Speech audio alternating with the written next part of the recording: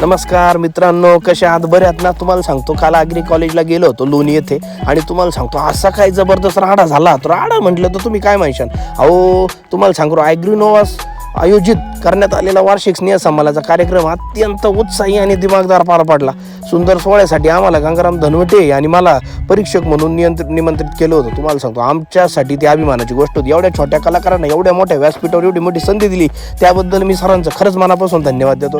कार्यक्रमाची सुरुवात अत्यंत शिस्तबद्ध आणि ऊर्जा देणाऱ्या वातावरणात झाली. विद्यार्थ्यांचं सादरीकरण, विविध सांस्कृतिक कार्यक्रम, त्याचबरोबर सादरीकरणं, नवकल्पना आणि त्यांची मेहनत, आत्मविश्वास, त्याचबरोबर संयम खूप खूप सुंदर स्पष्ट दिसून येत होता. खूप छान असे डान्स केले.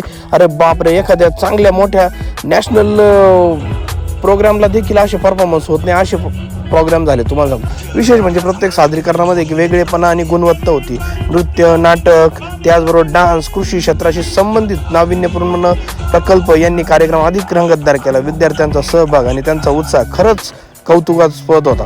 परीक्षक म्हणून आम्हाला देखील सादरीकरणाचे बारकाईने मूल्यांकन करण्याची संधी मिळाली आणि आमचा देखील गोंधळ झाला होता. छत्रपती संभाजी महाराजांचं एक जबरदस्त असा म्युझिकल ड्रामा झाला. अक्षरशः डोळ्यात पाणी, अंगाला काटा आला होता. इतका सुंदर असा परफॉर्मन्स, ती ॲक्टिंग, ते बॅकग्राऊंड म्युझिक, प्रत्येकजण भारावून गेलं होतं. प्रत्येकाच्या मनामध्ये संभाजी महाराजांविषयी आपल्याला तर आपुलकी, भक्ती आणि प्रेम आहेच, पण तुम्हाला सांगतो, तो परफॉर्मन्स बघितला आणि ते दुपटीनं म्हणजे खरंच हिंदुत्व जागं झालं.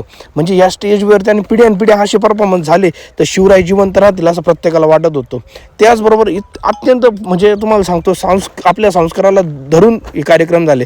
त्यानंतर आमचा सत्कार करण्यात आला. आम्हाला बोलताना देखील आनंद वाटत होता की त्या व्यासपीठावर एवढं सुंदर असे प्रोग्राम झाले.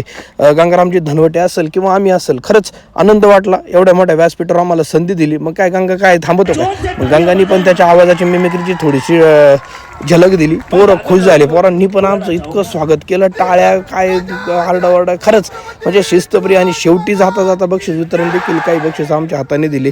त्याबद्दल मी संयोजकांचा खरंच मनापासून आभार मानतो. आणि मग काय, छत्रपती शिवराय